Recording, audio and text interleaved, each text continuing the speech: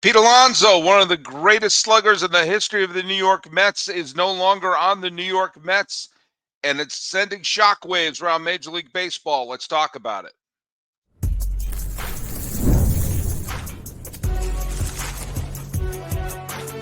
You are Locked On MLB Crossover, part of the Locked On Podcast Network. Your team every day. Hello, baseball fans, and welcome to Locked On MLB. It's a Locked On MLB, Locked On Orioles crossover, part of the Locked On Podcast Network, which is, in case you're unaware, the #1 sports podcasting network. I am your host, Paul Francis Sullivan. Please, I'm imploring you, call me Sully. Today's episode is brought to you by our good friends over at Gametime. Download that Gametime app, create an account, and use the code LOCKEDONMLB for $20 off of your first purchase, and follow us at Locked On MLB Pods on Twitter or whatever it's called these days, and on Instagram. Hey, I am not flying solo today. On today's episode, we are bringing in the great, the fabulous, the host of Locked On Orioles. It's Connor Newcomb. How you doing, buddy? I'm feeling pretty good today as we record this. The Orioles have finally spent some money, as we'll get into. So there's always jokes Sully made about the team that wins the offseason because sometimes they don't win the actual season. But the Orioles have never really won the offseason. So I'd like to at least try that out.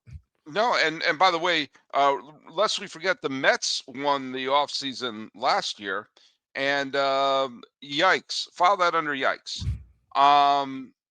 But there you go. So we have ourselves a big moment here. And by the way, for those of you tuning in, I'm recording this before we have answers to the trivia question. So the trivia question will stay intact until the next show. Partly because I haven't looked at the answers that people said yet, and also I haven't had time to come up with a trivia question for tonight. So you all got to forgive me. For those of you who turn to me for your news, what the heck is the matter with you? But Pete Alonso, the two biggest sluggers on the market, the two real difference-making sluggers on the market, are now off the market. Schwarber signed with Philadelphia. Talked about that yesterday. Good for the Pirates for kicking the Tigers. Who knows? For kicking the tires, and maybe the Tigers. But who knows if that was for show or not? But Alonso to Baltimore. I thought he was going to sign with Boston, but let's talk about this for a second. The Pete Alonso signed a 5-year deal for more money than I'm going to make this year. And before we talk about the effect this is going to have on Baltimore, which I think is really solid, let's talk a little bit about what's going on with the Mets. How can the Mets compete with the deep-pocketed Orioles? That's why we need a salary cap. Because if the Mets, the Orioles just sign everybody all the time. Sully, I think people are saying the Orioles are ruining baseball. I'm starting to hear that the Orioles might be ruining baseball. Yeah, and by the way, neither the Mets nor the Orioles have won a World Series since the 80s. So obviously it's meant a lot. But take a look. Think about this facelift just in the last, 2 weeks of Brandon Nimmo gone, Edwin Diaz gone, Pete Alonso gone. A lot of the people that you associate with this Mets who got to within this Mets squad who made the playoffs in 22, got to within 2 wins of the World Series in 24, brought in Soto. They won the offseason last year and didn't beat the Reds this year. It's interesting because tell me your take, because I think a lot of people who may be wringing their hands about, man, this is going to give a major facelift to the Mets and break up their chemistry. The thing I said the other week was, well, that chemistry led to one of the greatest face plants in recent memory. So maybe the Mets and their organization are saying, hey, we got to just shake everything up here. Yeah, I mean, you're talking about two of the most disappointing teams of 2025 are the Orioles and the Mets. I'd probably throw the Braves in there to be the top 3 of most disappointing teams this season. And they're kind of going about it, I guess, different ways. The Orioles are like, we haven't added nearly enough. We need to add, get some veterans in here. And the Mets might be saying somewhat of, we have other money to spend, somewhat of, we like our young guys. And maybe these veterans have kind of exhausted their stay in terms of, now they only traded one of them. Obviously Diaz and Alonso hit free agency. So it's not like outwardly got rid of them. And for Nimmo, they didn't go for prospects. They went for another veteran player in Marcus Semien. But maybe it's just let's shake up the core a little bit. We know that Steve Cohen has the money to go and add another different hitter. The issue is they probably wanted Kyle Schwarber, and he's already off the board, and now Pete Alonso's off the board. So unless they're going to get Kyle Tucker, they're probably looking at, because I don't think really Bregman or Bichette fit there. So they're probably looking at a second tier of kind of hitter that they would bring in. So maybe they get creative, but I think they're really looking at how much of a faceplant that was down the stretch and just saying, hey, these guys were all leaders in our clubhouse, but whatever didn't work. Yeah. So yeah, I mean, I'll push back a little bit. They traded away Nimmo, who was a fan favorite there for a long time, and by all accounts, a terrific guy, and brought back Semien, who has a reputation of being obviously an amazing defensive second baseman, but also like beloved in whatever clubhouse he's in. No, they didn't trade Diaz, but they acquired Williams. They filled that gap. They basically said, we have a closer. It's kind of a little bit of like when the Braves traded for Olsen while Freddie Freeman was still a free agent. They Freddie Freeman said, oh, my old job has been taken away by someone else. So there was a little bit of, oh, you signed someone to do my job. And the whole, we're going to have two closer things. Has that ever worked? Has that ever worked that you bring in two people who are used to being the closers? They tried that back with Rich Gossage and Sparky Lyle back during the Cretaceous period, and it didn't work then. It doesn't seem to work now. So it really does seem like, and Alonso, who, by the way, let's not forget that he rejected a 7-year extension after, I think it was either 2022 or 2023. So he might as well have just taken that because he got those would be 2 seasons and then these additional 5. But the fact of the matter is, Alonso was the one that I thought that he'd probably keep. But the Mets have the deep enough pockets that you can start to say things like, if they didn't sign them, it's because they didn't want to sign them. If they may have thought, and you made the point there that Alonso and Nimmo were the leaders of the face plants they had in 2023 and 2025. Alonso is a great home run hitter, fan favorite, and everything like that. He's on the wrong side of 30, and maybe they thought, do you know what? It's we can get a first baseman and spread that money around and try to be a deeper team. I don't know. It did catch me a little off guard that he went to Baltimore. I thought he was going to go to Boston. But it doesn't surprise me that he didn't resign with the Mets. Yeah, and you could look at it as, still being good for the Orioles, even if it's also good maybe for the Mets to let him walk, because the construction of the rosters are so different, where the Orioles were kind of looking around and saying, we need an adult in the room. Yes. And the adults they brought in had been solid contributors, the Kyle Gibsons, the Adam Fraziers, who help you on the margins. And they decided, oh, wait, we might need an adult who actually helps us win baseball games, not once a week, but 6 times a week. And that's what they got. And for the Mets, it was like, we have Francisco Lindor. He's a veteran at this point. He can be our veteran leader. Maybe we can get better and younger at some of these spots. Well, they have 2 superstars, whether they want to admit it or not. Juan Soto is a superstar, and Lindor is a star. And one of the most respected leaders in Major League Baseball right now is Semien. So you have your 3 grown-ups in the room. So maybe they're going to try to patch together the team in a different way. But this is not a crossover with Locked On Mets, hardly. It's a crossover with Locked On Baltimore Orioles. And when we come back, well, you know what? Let's talk about it. The Orioles did something really major, and they could have gone one direction, and I'm impressed they're going this way.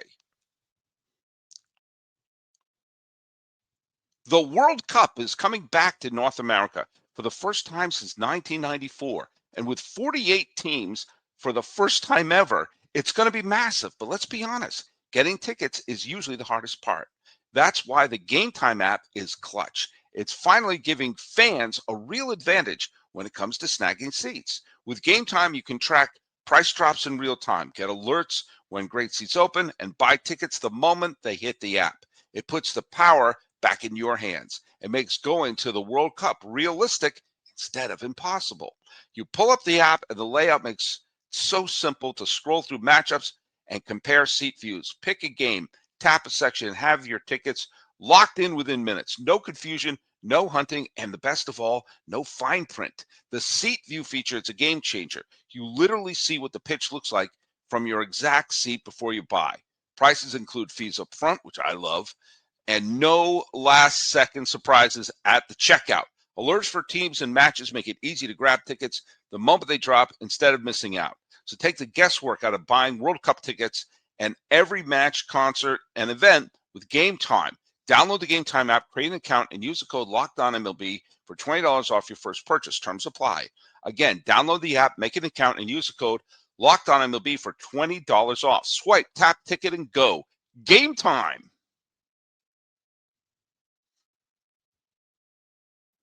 Hey, if you are a fan of the Locked On Podcast Network, and I assume you at least are kind of a fan because you're listening to Connor, you're listening to me, then you know you're listening to the #1 sports podcasting network. Now, you already live for either Major League Baseball or the Orioles every day. Now let's take it up a level. Join the Everydayers Club, and you can get Locked On MLB, Locked On Orioles, any one of them with no interruptions, members-only Discord access, and more for just how much, Connor? Well, it's just $5 per month. Or you want to save a couple of bucks there, make it $50 for the year. Now, for my show, which is called Locked On MLB, you go to lockedonmlb.supercast.com. I assume you go to lockedonorioles.supercast.com to catch yours. Look at that. Cal State Fullerton, they don't just accept anybody. So go there and check the link in the show notes to learn more. All right. I went in thinking the 2025 Baltimore Orioles were going to be really good. I was what they call in the industry wrong. Brandon Hyde was fired, and they brought in Tony Manzolino to do the job. And he actually, they were one game above 500, which shows you how low the expectations fell after the first couple of months, that's considered okay. I'm going to give the reins to you to talk because you know more about the Orioles than I do. But I do want to say, just from my point of view, one of the things that seems to really went wrong for Baltimore last year, and the reason I thought they're going to have a great year is I thought the Rutschmans, the Holidays, the Hendersons, the Colton Cowsers, the Heston Kersteds of the world were all going to take it up a notch. And no notches were taken up. And so and also the Ryan O'Hearn, no, not Ryan O'Hearn. Who was the big Tyler O'Neill? Sorry, I knew it was an Irish name. Tyler O'Neill was a Busterino. That was from my point of view that happened, and they wound up having just and with the exception of Trevor Rogers, nobody pitched well in that rotation. Am I right? Is that a pretty good summation of what happened? Yeah, I mean, they wanted all the young players to turn it up a notch, and they all basically turned it down a notch, which is unfortunate. Even, hey, we're just equally as good as we were last year would have been nice. And it was basically all a step back. Some of it was injury. Jackson Holiday was the only position player. I'm not just talking about starter. I'm talking about position player on the opening day roster who did not spend time on the injured list for the Orioles last year. So that was fun. Felt like at any given time there was somebody on the IL. Guys never got going. Really production-wise, Jordan Westberg was the only one who was kind of close on a rate basis, but he was so injured this year that it didn't even really matter. And Gunnar Henderson was still good, but it was a step down from, a top 5 MVP finisher that he was the year before. It was just good baseball player this year, which they kind of need him to be a little more than that. So they looked around and they said, who's a guy who produces? Who's a guy who hits for power? The Orioles home run leader was 17 home runs last year. That's unbelievable. That's unbelievable with all that raw power and that they didn't have anyone busting 20 home runs on that team. Yeah. And so they said, who hits for power? Who's a good hitter? And who posts? Who stays healthy? Who has played back-to-back years of 162 games? Pete Alonso. You know who did that on the Orioles last year? No one really got close. So that was really the issue too, is, they went and traded for Taylor Ward, who has only really missed time from like getting hit in the face with a fastball. It's been freak injuries for him. Otherwise, he's been out there every day. They've now acquired 2 hitters who you kind of expect to play, at minimum 150 games and potentially more in 2026. And that's not something the Orioles had. And now I think you can probably feel better about a bounce back from a lot of these guys because so many of them took a step back. It's like, all right, it's probably easier to jump forward for these guys in 2026. So maybe everything will come together in the right timing. But yeah, 25 would just, and you mentioned the pitching, like that's what everyone talks about. And they still haven't made the pitching move that they're going to make. Trevor Rogers was quietly one of the craziest re-breakouts we saw this year in baseball. Nobody cared because the Orioles were bad. But, you know, they didn't get their Tommy John guys back as quick as they wanted to.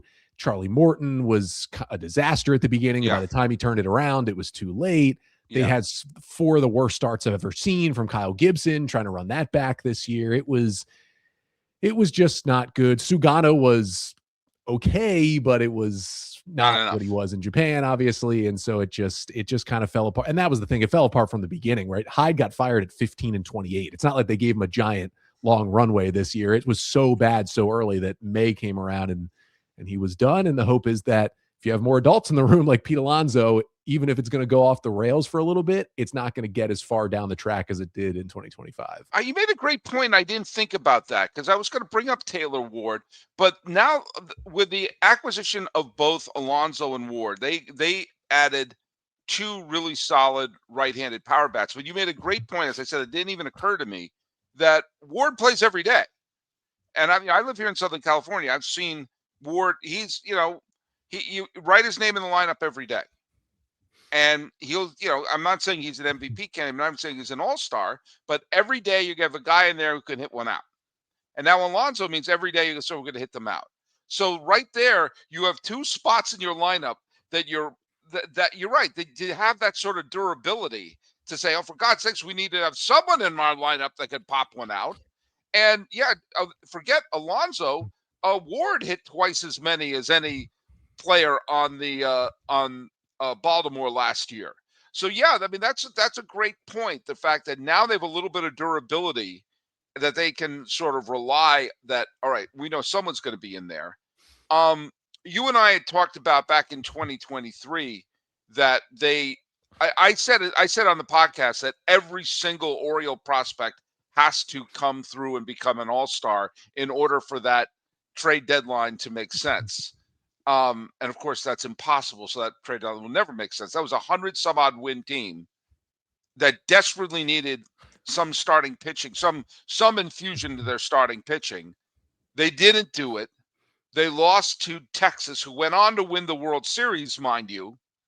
And I think they thought, well, but we got to keep all those players because the getting's good. Well, now they realize, no, the getting's right now. And they went from 91 wins to a losing season.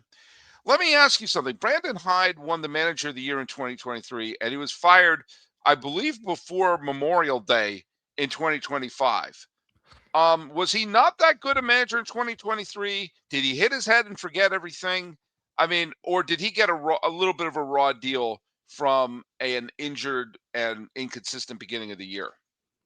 Yeah, I think, some of it is the raw deal he gets. A manager can only manage the players he's given. And especially nowadays, the managers are so disconnected from kind of the offseason moves that are made. It's kind of, okay, here's the plate I gave you when we walk into day 1 of spring training, and here we go. So it was very clear last offseason. Everybody knew it versus whether it was inside Baltimore, outside of Baltimore. They did not do enough to address their starting rotation. Right. Brandon Hyde was dealt a bad hand there. And then on the flip side, everyone thought, well, this offense was still pretty good. It still should be good. And you'll never really know how much a manager plays the role of all these guys taking a step back. Now, I'm not going to blame Brandon Hyde for the amount of injuries that they had. So that was a tough point for him as well. But it is a little bit of, wow, if they're all taking a step back, like maybe something needs to change in terms of coaching in that room. I think that's a very fair takeaway to have from the move that they made with Brandon Hyde.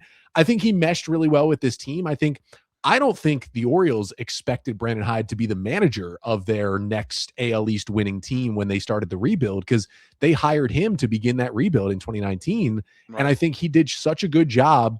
They got so much better than they thought they would in 2022. They went into 2022 basically preparing for, this will be our final year of all the losing. We'll lose 90 plus games. And they won 83 games and were in the wild card race till the last week. And they just looked around and said, maybe Brandon Hyde is the guy for this. And then when he comes back and wins 101 the next year, you're like, yes, manager of this the was the year. guy. Yeah, exactly. And sometimes I guess, you have bad breaks, but also a message can get stale. You're hearing it from the same person for 7 years. It can start to get stale. It's a lot of those same hitters that are in that room as well. And so I think a mix up was needed both in the coaching staff and probably in the roster. And they've decided to do both at the same time. What I talked about at the time back in May when they made the move was, this team is more talented than a 15-28 record, but it's still May and there is still time to turn around 15-28. The Nats always talk about their 19-31 and then they won the World Series. Like there is still time. And I just felt like the Orioles looked around and said, we have so many injuries and so much underperformance. The only card we can play right now is fire Brandon Hyde. Did it work? I mean, you could argue maybe a little because they were better, but also no, because they didn't turn it around and even sniff anywhere close to the playoffs. So no, pulling the card didn't work. If they didn't do it, maybe Brandon Hyde would be managing just like the new roster of guys, but he'd still be the manager. I just felt like they had to play that card. It still didn't work. That team was kind of doomed from the start. And here we are. He's got a new job with the Rays in the front office. I do think he'll manage again. I think he was good enough in I think so too. Yeah, absolutely. Especially because we were hiring so many people with no managerial experience. Eventually, someone might say, maybe we should have someone who's done this before. Speaking of someone who didn't have any managerial experience, at least in the major league level, Tony Manzolino, is he the guy? Do you trust him? And has everyone lost Joe Madden's phone number? I mean, Manzolino's gone. It's the whole new crowd in there. Right. Oh my God. Craig Albernaz has come in. Do you know what? I totally forgot. You know what? And by the way, everyone who hates me on Locked On and says he doesn't know this, that, or the other thing. You know what? There were so many managerial changes over the offseason. I forgot Craig Albernaz is the new manager of the Orioles. Yeah, Manzolino got an interview. All right, everyone who hates me and says that I don't know anything about baseball on that particular thing, you're right. I forgot that they got a new manager. That's right. But he is not exactly Earl Weaver in terms of his background as well. Yeah, first big league manager job for Albernaz. The only people they kept in place was the pitching coach, assistant pitching coach, and bullpen coach. So the pitching team they kind of kept intact. Everybody else has essentially turned over in that dugout. So Albernaz brought in some guys. Mike Elias brought in some different guys. And again, first year as a big league manager. So here we go. We'll see what happens. He's saying all the right things. He's got a lot of energy. He seems to be very well respected and liked as a catching coach and a bench coach coming up, but you never really know until he does the big job. So, well, I feel really embarrassed, and I know they're going to throw it at me. They're going to throw the tomatoes at me in the comment section. We come back. I want to talk a little bit about the courtship with the Marlins and the fact that I think the Orioles are now in a position to be a little more aggressive. NFL Sundays move fast. One big play, and suddenly everything feels different. That's what makes live betting with FanDuel so exciting. You're not just watching the game, you're reacting to it in real time. With FanDuel, you can place bets as the action unfolds, every drive, every momentum swing, every highlight moment. Live betting is the best when a game starts to shift, a receiver gets hot, a defense tightens up, or the momentum flips after a turnover. FanDuel lets you jump into the moment. Live spreads and money lines adjust instantly. Player props update as the guys heat up, and you can bet next touchdown scores, drive results, totals, and more. It keeps you locked into every snap, every drive, and every possibility. So if you want to be right in the middle of the action this season, visit FanDuel.com. Place your NFL live bets all season long. FanDuel, the game moves fast, and so can you.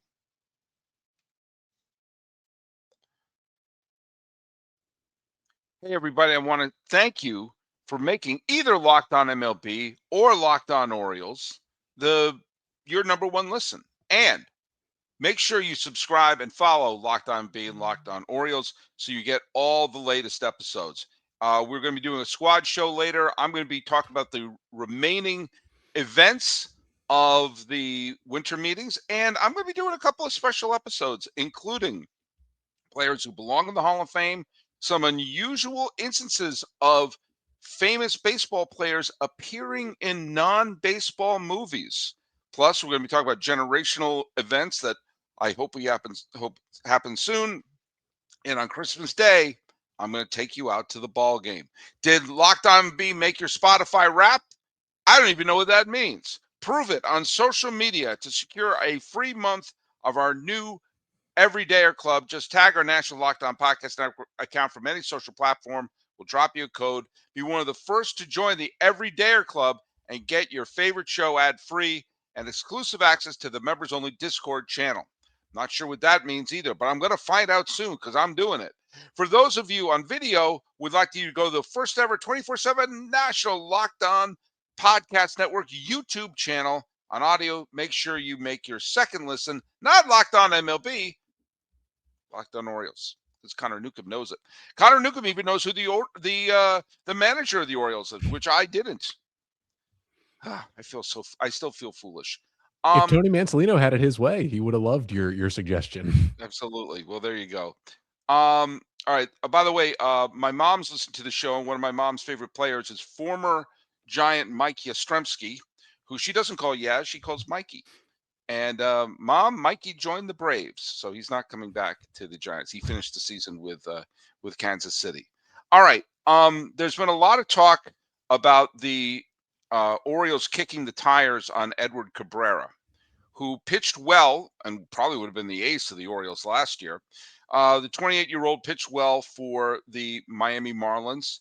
And while I've been basically pushing the Marlins to go for it because they actually had a very good second half of the year last year, they've also been very smart when they've traded away some of their veterans. They got good players back in the Jazz Chisholm trade. And their lone all-star, who they had last year, was Mr. Stowers, Kyle Stowers, who was acquired from which team, Connor Newcomb? That would be the Orioles. That would be the Orioles, and that was actually that turned out to be a very good trade for the Miami Marlins when they flipped Trevor Rogers to get Mr. Stowers. But that being said, I think Cabrera is, and I'm going to say my point. I want you to I'll hand the reins back over to you. I think that the Orioles should try to trade Cabrera. I also think that the Marlins should be insisting that they get a major league ready talent. People have already made it to the bigs. They don't need prospects. They can actually be a playoff team next year. So whether it's Heston Kjerstad or Kobe Mayo or someone who is now possibly expendable with the additions of Ward and the additions of Alonso, to me, I think that would help Miami, who has a lot of pitching. They need better bats. And I think that could help Baltimore because they desperately need pitching. And you know what?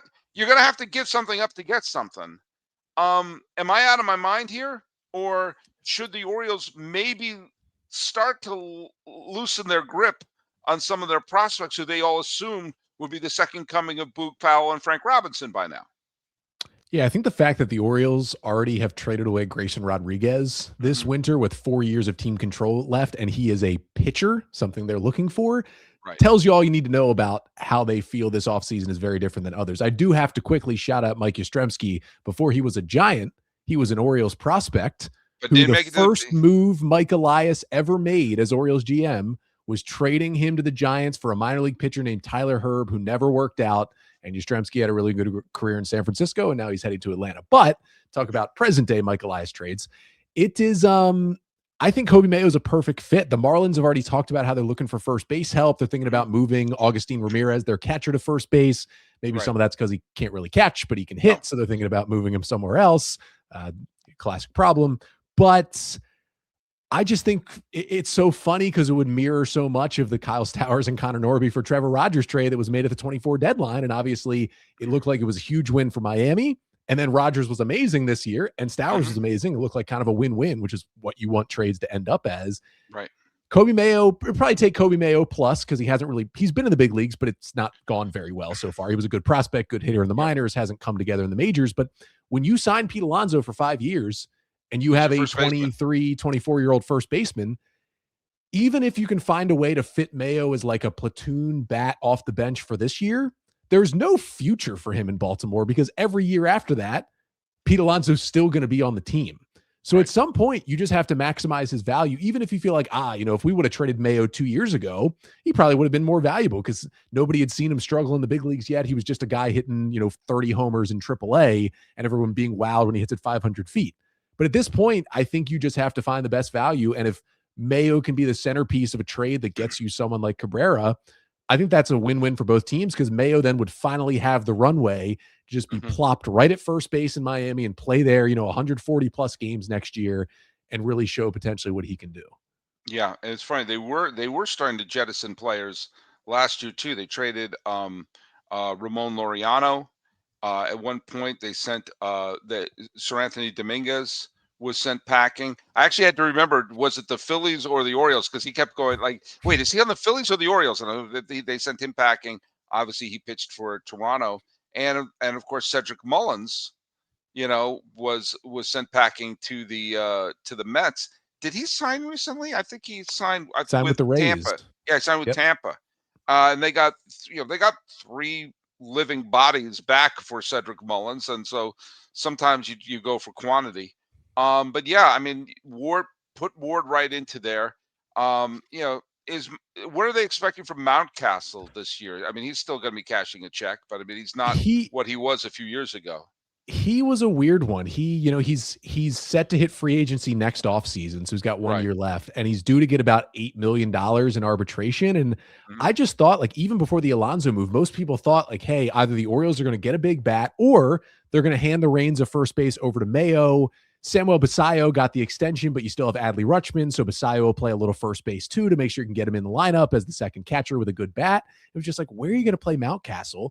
And they tendered him a contract, and everyone was kind of surprised. And then they bring in Alonso, and you're like, you can't roster 3 right-handed hitting first basemen only. I don't know if that's ever been done in the current state of 13 hitters on a team, MLB rosters, to have 3 guys who only play first base and all hit right-handed. So something's got to give.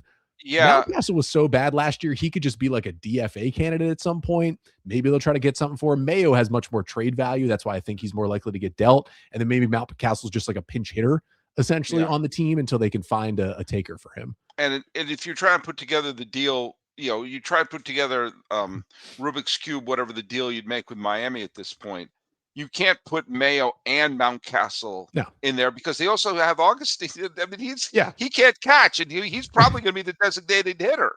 So Mountcastle will be out of a job in both Baltimore and in Miami. If there's anyone destined to be a part-time DH for like Pittsburgh or Arizona, it's Ryan Mountcastle. I mean, that's why we have him. He may even wind up in Sacramento, or I'm sorry, West Sacramento for all we know. In case you're wondering, that's where the A's play. I know I'm not allowed to say anything. All right, before we go, Connor Newcomb, give me a prediction. What I think they're going to pull off the Cabrera trade. Do you think they're going to pull off the Cabrera trade, and will they bring in another pitcher as well? I think they would have to, because as good as Edward Cabrera is and as crazy good as the stuff is, his 137 innings was by far a career high this year. It has been so many. He's a weird guy. He's never gotten the Tommy John, but he has an arm issue every year. It's blisters, it's bicep, it's elbow, it's shoulder. You can't count on that. So you have to bring in someone else who can eat a bunch of innings. So I think a nice pairing would be Cabrera's like it could pop, or we could get 110 good innings and then sit him on the IL. You pair that with Framber Valdez, who you can pencil him in for 180, 190 every single year. Maybe doesn't have the upside Cabrera does anymore, but it's still a good pitcher. And that feels like a nice 2 guys to add to Bradish, Rogers, and Kramer. And you got a real good rotation heading into next year. Although I think Valdez may be heading to the Mets. I think maybe that money the Orioles have already stolen 1 Mets player this offseason, so why not do it again? All right, Connor Newcomb, tell people where they can listen to your show. On YouTube, on Spotify and Apple Podcasts, wherever you get podcasts, that is Locked On Orioles. As Sully knows, we do go down to 3 days a week starting next week, but that's still plenty of podcasting for the offseason. That's right. And then I'm going to revise the trivia question, which was, what 2 rules were made official on this day in 1972? And by this day, I mean the 10th day of December. 10th day of December, 1972, 2 rules became official in Major League Baseball. Write them down there. And all right, talking about the Orioles sweeping in and stealing a player from the small market New York Mets. It's just not fair. We need a salary cap. It has been a Locked On MLB, Locked On Orioles crossover. That guy right over there, he's Connor Newcomb, the host of Locked On Orioles. I am your host, Paul Francis Sullivan. Please call me Sully.